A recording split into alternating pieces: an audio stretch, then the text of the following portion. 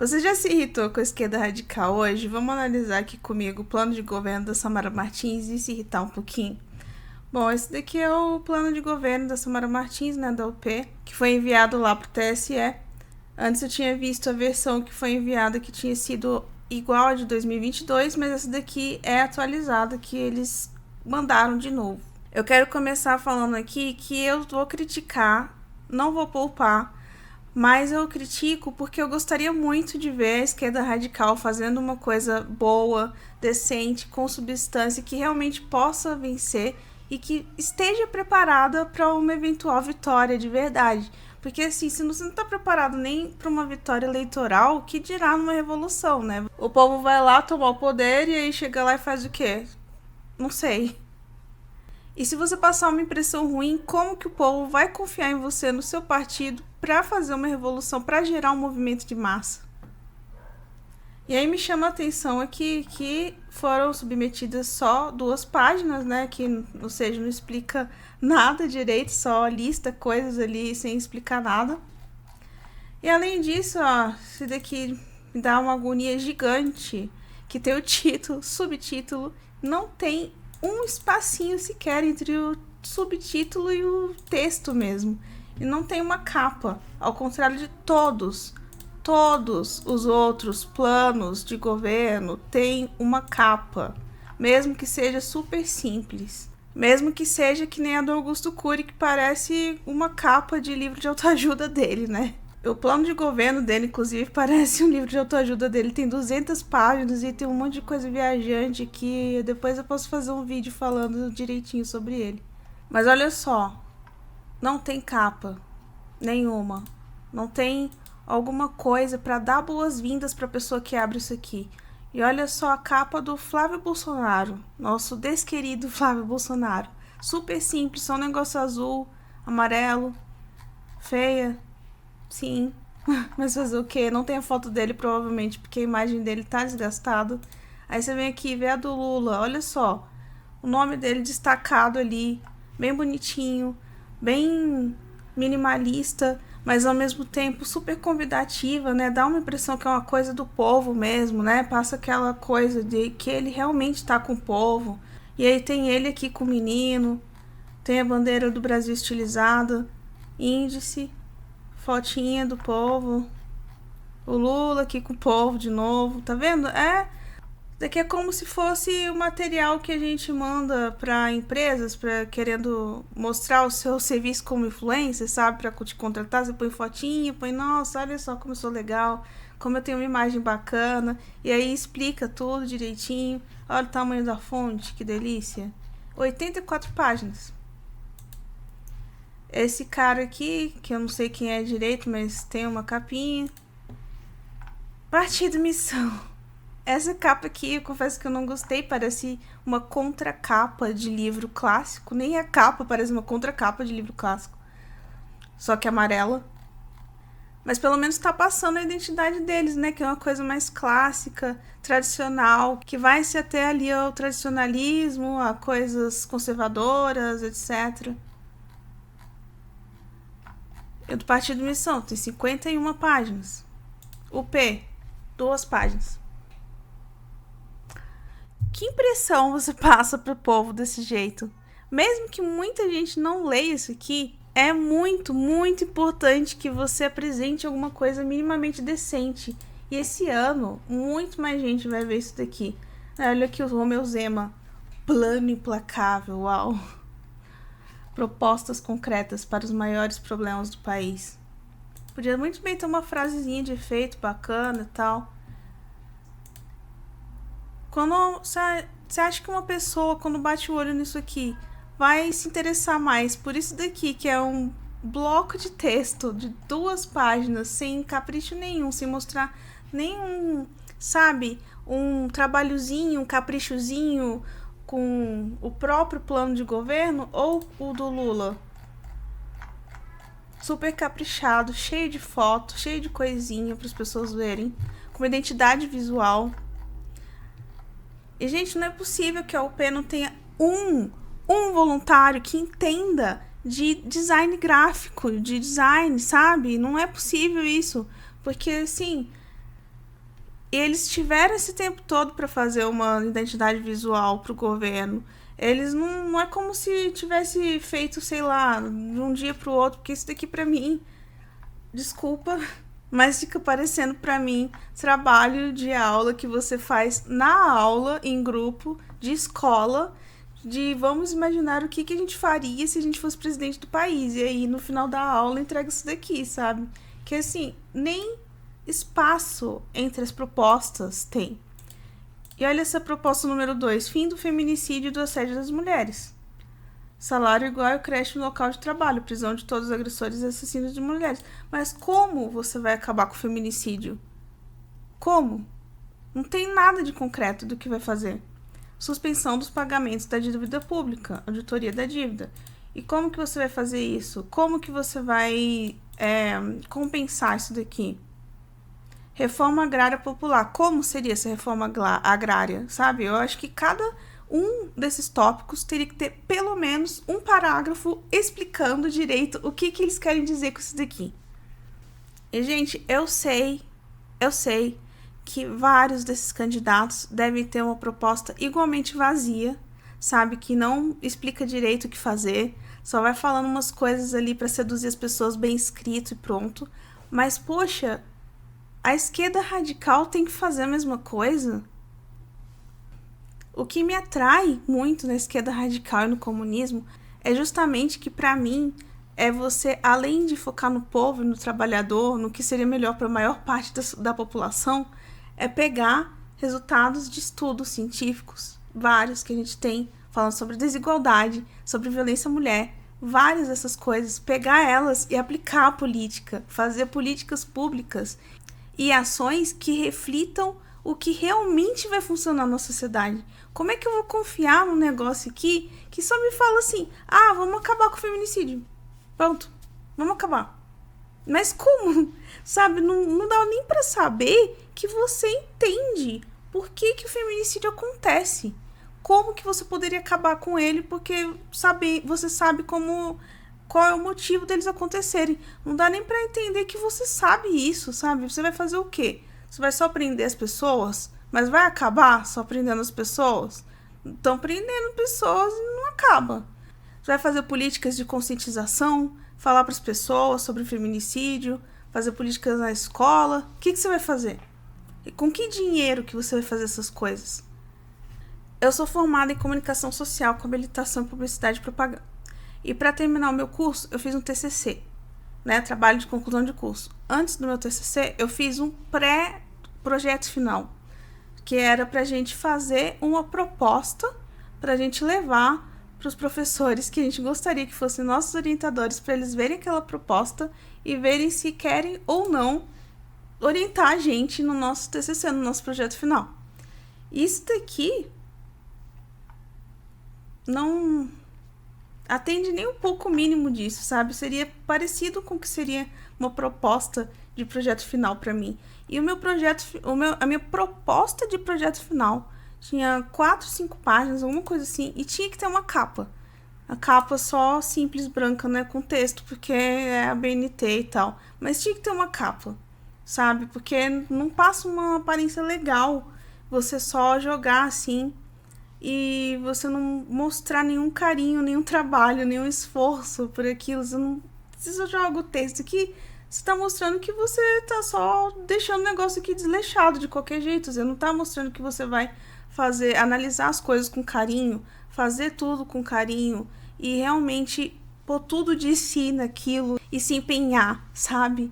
Eu quero ver nessa proposta de governo quem é o partido, sabe? Qual é a alma dele? E a alma dele vai muito além de palavras aqui, ó. O Brasil é rico, não sei o quê e tal. Enfim, não tá falando nada direito aqui da UP, né? Nesse texto também. Mas a imagem, a identidade visual, como você escolhe apresentar esse conteúdo aqui, também me diz muito sobre o partido, sobre as pessoas que estão lá, sobre o empenho que elas têm nisso. E outra coisa que me deixa muito mais indignada é que a Samara Martins, numa entrevista para os 3 irmãos, eles perguntaram para ela, né, por que a UP não tem uma presença forte na internet, nas mídias sociais. E aí ela falou que é porque eles estão na rua, que é onde o povo, o trabalhador tá. E aí eu trouxe aqui alguns dados sobre isso, tá? Porque, enfim, no Brasil, em 2024, 88,9% da população de 10 anos ou mais tinha celular. E isso há 2 anos atrás. Agora deve ser mais ainda. 88,9%. E aí, vamos lá. O que essas pessoas fazem com isso? A média no Brasil é de 9 horas online por dia. E é o segundo país que mais passa tempo online, perdendo só para a África do Sul. Isso em 2025, né? Tá, o povo tá lá no ônibus, tá lá na rua, sei lá, pegando o ônibus para ir pro trabalho. Mas o que eles estão fazendo? O que eles estão fazendo quando eles estão no ônibus? Eles estão no celular, né, minha filha? Pelo amor de Deus. Assim, eu não entendo por que a esquerda radical, mais tradicional, assim, que estava atuando antes, né, sem ser esse pessoal mais novo, tem tanta insistência em separar essas coisas, em separar o online do físico, achar que a vida real e o online são coisas diferentes, sendo que o online faz parte da vida real, faz muito tempo já, não é de agora. E aí você insiste em pleno 2026 que as pessoas, que o físico e o online é diferente e as pessoas passam o tempo no físico, sendo que elas estão no celular. E você quer mesmo falar pra mim, pra minha cara, que em 2026 é mais eficiente você panfletar na rua do que você fazer um monte de divulgação online, fazer um monte de corte de coisa, aparecer falando um monte de coisa sobre suas propostas, o que você quer, e você acha que é mais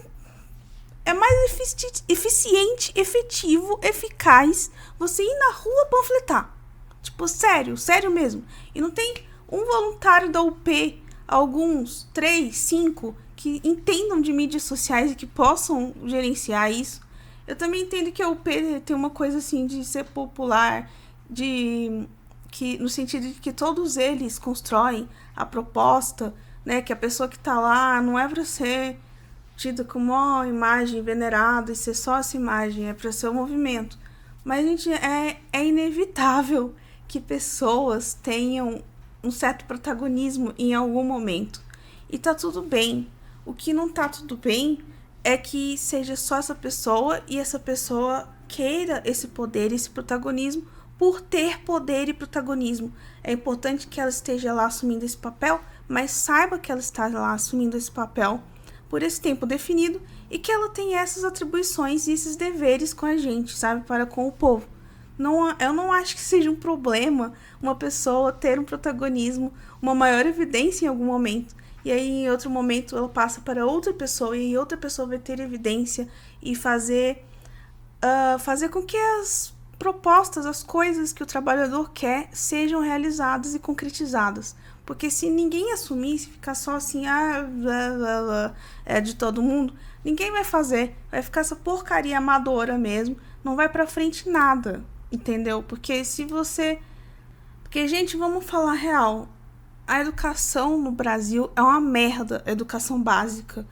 A gente tem que melhorar a educação para que as pessoas sejam capazes também de opinar decentemente sobre as coisas. E eu, assim, com todo o meu coração, eu acredito muito que se uma pessoa capacitada, que sabe o que está fazendo, estudada, falar, desenvolver uma coisa bonitinha, de um jeito que a população entenda, a população vai entender e vai apoiar aquilo, sabe? Não, a população não é burra desse jeito, de achar que, não, vamos só na manada e não. Eu acredito muito que se pessoas forem lá e falarem de um jeito que consiga entender, as pessoas vão entender e vão para você, pro seu lado, sabe? Eu acredito muito que se um candidato de esquerda radical fizesse um bom trabalho de mídias sociais, ele conseguiria, sim, muitos votos, Mais do que um 1% que a Samara tá conseguindo até o momento. Pelo menos uns 5%, talvez, vai. Eu acredito muito no nosso poder de fazer as coisas. Outra coisa que me chateia bastante aqui é que, pra mim, uma coisa extremamente importante, essencial, é que educação de qualidade seja acessível para todas as pessoas do país. Eu quero que todo mundo tenha acesso à educação de qualidade e que complete essa educação de qualidade, justamente para que as pessoas possam participar também do processo político e desse processo de construir propostas, de construir um governo, construir algo que realmente tenha o trabalhador como centro e vai ser benéfico para todos nós. Mas precisa muito que tenha educação básica. E eu não vi em momento nenhum falando sobre isso. Parece que até os partidos de esquerda radical menosprezam o tanto que a educação é importante, o papel da educação, sabe? Na formação das pessoas, em tudo isso. Parece que esses partidos têm até um orgulho de ser ignorantes, sabe? Que é uma estupidez enorme. E que nem eu falei, para mim a esquerda radical e o comunismo é a aplicação de coisas científicas que dão certo para resolver os problemas sociais do trabalhador. Então, como é que você tem esse amadorismo e esse descaso pela educação, sabe? É inconcebível para mim. Eu realmente não consigo entender.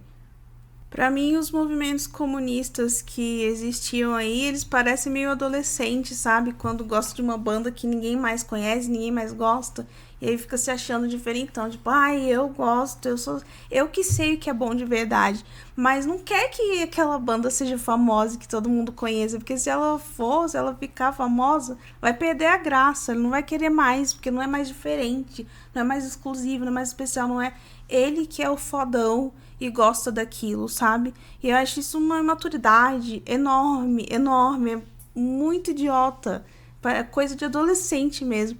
E aí eles ficam muito nisso de, ai, eu sou especial, eu tô do lado certo, e aí fica esperando a porcaria do apocalipse, que o capitalismo vai acabar com o nosso mundo, literalmente. E aí, quando acabar e todo mundo morrer, eles estiverem lá morrendo por causa disso, dessa bosta, vai estar lá, tipo, ai, eu tava do lado certo, sempre estive do lado certo. Pra quê? Sabe? Eu achei que comunismo fosse sobre criar movimento de massa para que a gente possa, os trabalhadores possam assumir o controle sobre si mesmo, sobre o governo, e todo mundo possa ter uma vida digna. Eu achei que fosse sobre isso, e não sobre, nossa, ter uma pureza intelectual, uma pureza de caráter, ficar sinalizando virtude de quem é mais certo e quem é menos certo. Inclusive, isso é uma coisa extremamente idiota, ficar nas minúsculas causas e ficar discordando em coisas pequenas, de vertentes diferentes, para ver quem é o mais virtuoso ou não. Eu acho que isso é uma coisa que afastou muitas pessoas ao longo dessas muitas décadas passadas aí do movimento comunista, que parece uma coisa idiotinha, assim, de rinha, de sinalização de virtude, não parece que é uma coisa que realmente quer melhorar a nossa vida, que tá aqui para resolver os problemas dos trabalhadores e que vai sair daqui um negócio que funcione e que resolva a nossa vida. Não parece que é só uma coisa para ficar sinalizando virtude. E ninguém tem paciência para ficar sinalizando virtude. É mais fácil, melhor eu viver minha vida sem pensar nada disso, sabe? Se eu não vejo como isso me afeta, se isso é só uma coisa para os políticos ficarem aí batendo e vai ser a mesma merda no final das contas pro povo.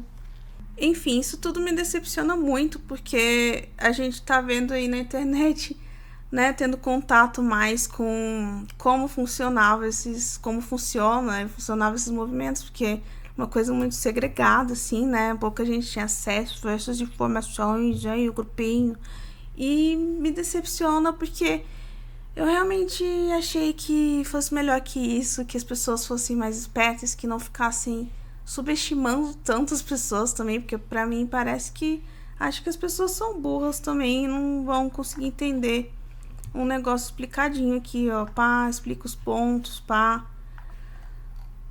sei lá. E é isso, eu critico, mas é com amor, porque eu realmente quero ver alguma coisa mudando nesse mundo, no nosso Brasil principalmente, e que o capitalismo não acabe com todos nós, né? Se você gostou, deixa o like, comenta aqui, se inscreve no canal e até a próxima.